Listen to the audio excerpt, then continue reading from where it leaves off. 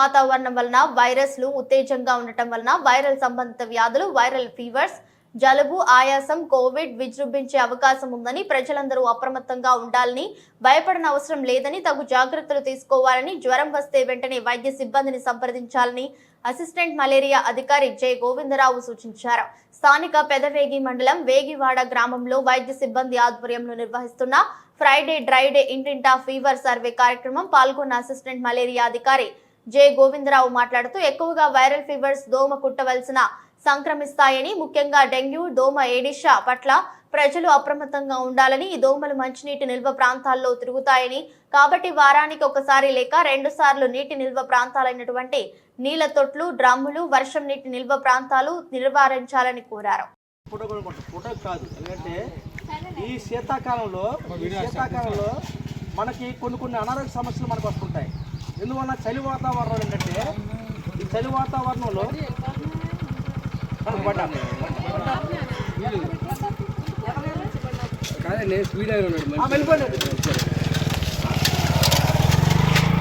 చలి వాతావరణంలో ఏంటంటే కొన్ని యాక్టివ్ ఉంటుంది. వేసవికాలం మనం యాక్టివ్గా ఉంటామా, శీతాకాలం కొద్దిగా యాక్టివ్గా ఉంటాం. మనం వేసవికాలం బాగా వేడి వల్ల నీరసంగా ఉంటాం. అలాగే వైరస్ కూడా ఈ శీతాకాలంలో చాలా యాక్టివ్గా ఉంటాయి. అందువల్ల ఎక్కువగా ఈ కరోనా జ్వరాలు కానీ, ఈ డెంగ్యూ జ్వరాలు కానీ, ఈ వైరల్ ఫీవర్స్ కానీ, ఈ టైఫాయిడ్లు కానీ, ఇవన్నీ కూడా ఏంటంటే శీతాకాలం కొద్దిగా ఎక్కువ ఉంటాయి. వర్షాకాలం, శీతాకాలం. ఇందువల్ల చలి వాతావరణంలో వైరస్కి, బ్యాక్టీరియాకి చాలా మంచి యాక్టివ్ ఉంటాయి ఈ వాతావరణం బట్టి. ఎందువల్ల వేడి ఉండదు కాబట్టి, ఆ వేడికి సరిపోవు కాబట్టి బాగా యాక్టివ్ ఉంటాయి. అందువల్ల శీతాకాలం ఎక్కువ జలుబు, దగ్గు, ఆయాసం, నిమ్ముతో బాధపడుతుంటాం. అర్థమైందమ్మా?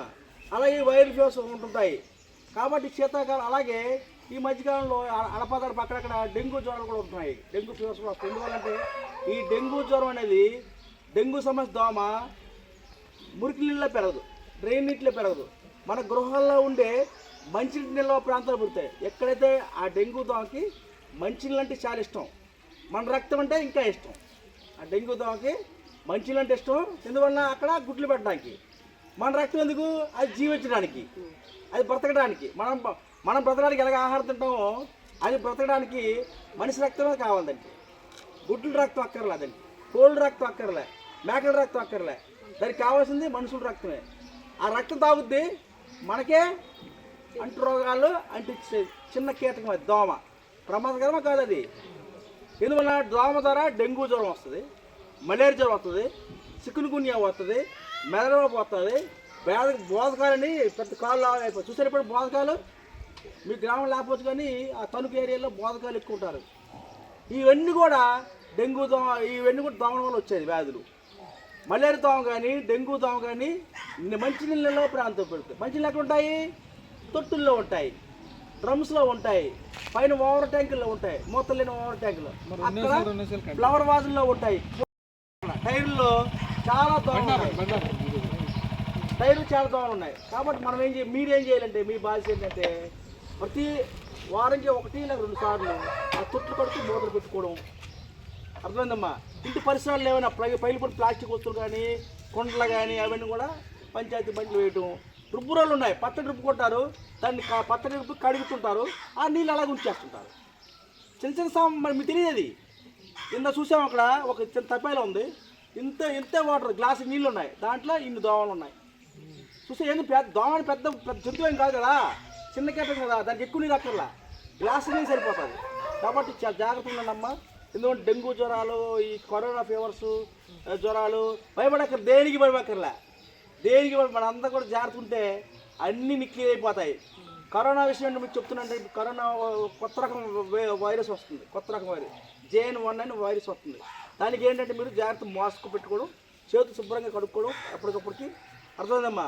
తుమ్ము వచ్చినప్పుడు పచ్చి పెట్టి తుమ్మడం, కొద్దిగా జాగ్రత్త ఉండడం. జ్వరం వస్తే మా సిబ్బంది ఉన్నారు, ANM గారు ఉన్నారు, వాలంటీర్స్ ఉన్నారు, మా ఆశా కార్యకర్తలు ఉన్నారు. వెంటనే ఇన్ఫార్మ్ చేయండి అమ్మా, లేట్ చేయొద్దమ్మా. ఎందుకంటే చాలామంది ప్రైవేట్ హాస్పిటల్కి వెళ్ళి వైద్యం అవుతున్నారు. ప్రైవేట్ హాస్పిటల్కి వెళ్ళొద్దు, మేము వైద్యం చేస్తాం మీకు. మాకు అన్ని మందులు ఉన్నాయి, అన్ని చికిత్సలు ఉన్నాయి, అన్ని టెస్టులు ఉన్నాయి. డెంగ్యూ టెస్ట్ ఉంది, మలేరియా టెస్ట్ ఉంది, ఇక్కడే బాబు చేస్తాడు. అర్థమైందమ్మా? CHO గారు చేస్తారు ఆయన టెస్టులు. చెప్తున్నా, అక్కడే ఉంటుంది హాస్పిటల్. మీకు పిల్లల్ని ఉపయోగించుకుంటారు అక్కడమ్మా. మీరేం చేయవలసింది ఏంటంటే ప్రతి శుక్రవారం మీ తొట్లు క్లీన్ చేసుకోండి. శుక్రవారం కుదర పక్షంలో శనివారం, శనివారం కుదర పక్షంలో ఆదివారం, ఆదివారం కుదరకపోతే సోమవారం. ఎప్పుడో వారం ఒకసారి క్లీన్ చేసుకోండి తొట్లు. ఓకే, మొక్కలు పెట్టుకున్నామ్మా. మా ఫోటో ఒకటి